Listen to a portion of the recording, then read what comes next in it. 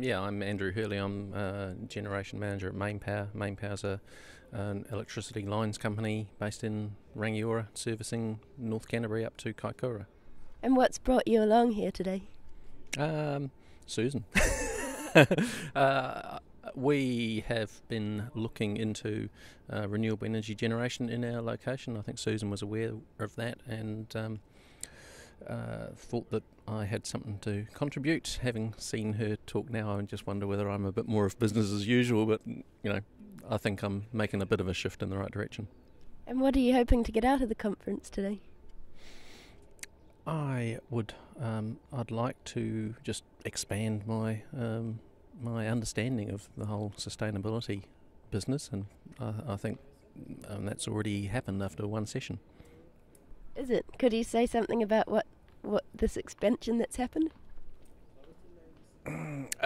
It's just the way that Susan's crafted this idea of something that will encapsulate the conference, and it's very wide ranging. And I'd like to think that I have a reasonably good holistic view, but obviously she's a step ahead of that. Is that daunting at all? Oh yeah, it's daunting. As she said, it's these changes in society don't happen without them becoming messy. I'd like to think that that we can get a lot of the way, and I think we need to get a lot of the way with something that looks like business as usual, because people won't just jump into a change like this. They'll be dragged kicking and screaming, and the more it looks comfortable to them, the hopefully the further they'll get down the line.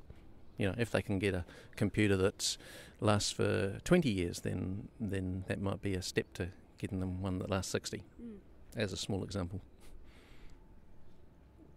Excellent. Is there a sort of a clash between, this Susan's sustainability sort of vision, I suppose, that she has, and coming from a more of a business standpoint like yourself? Oh, look, there's going to be clashes. There's going to be tensions, and a big part of my work at the moment is about is in the Resource Management Act area, and there's always conflicting interests and conflicting tensions, and hopefully we can get a good path through exploring those. I'm Sharon McIver. I came on board with Eco My Flat in 2009. I went to see Kate Hewson, who was the sustainability advocate here at that time, just to maybe see whether she knew of anybody I could go to look for a job. And she said, "Can you start next week running this competition?" So for me it was a bit of a baptism of fire, and at that point it was a month-long competition, which was quite stressful for all involved, but what came out of that month was amazing. This year it's been a really awesome experience of seeing it grow into the 3 months, having Matt on board to sort of do all the more office side of it, and I've been getting out and about meeting the students. So what's really inspiring, I think sometimes when you work in the sustainability field you can feel quite weighted down with the giant amount of work still be done.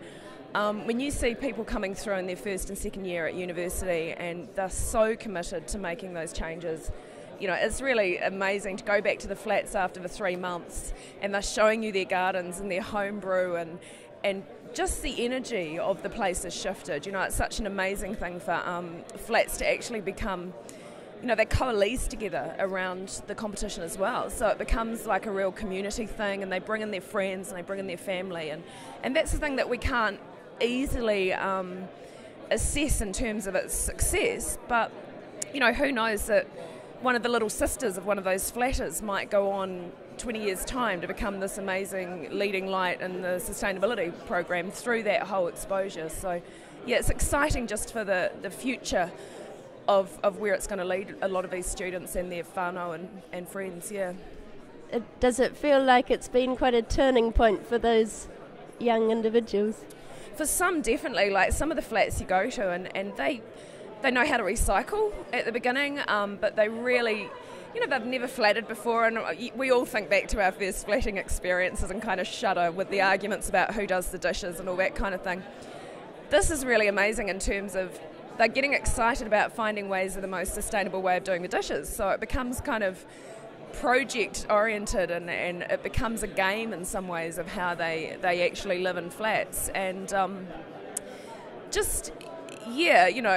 one of our flats from 2009 that won the most improved, there were 7 flatmates in quite a small house with a couple of sleepouts, and there was one flatmate who was dragging all the others along, and by the end they were so totally dedicated. The boys were making worm farms, they were going out looking for stuff on the side of the road to build new things with, and all of that, and they were having vegan nights. She was a vegan, and she managed to convince all her meat-eating flatmates that a vegan night once a week was a great idea, and I think she managed to get one to turn to vegetarian or something. So all of those things are huge in terms of the impact that they're going to make on long term. Okay, I'm John Peet.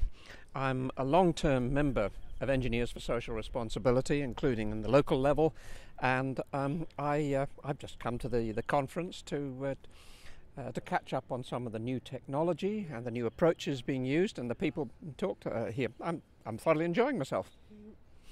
What's your impression so far?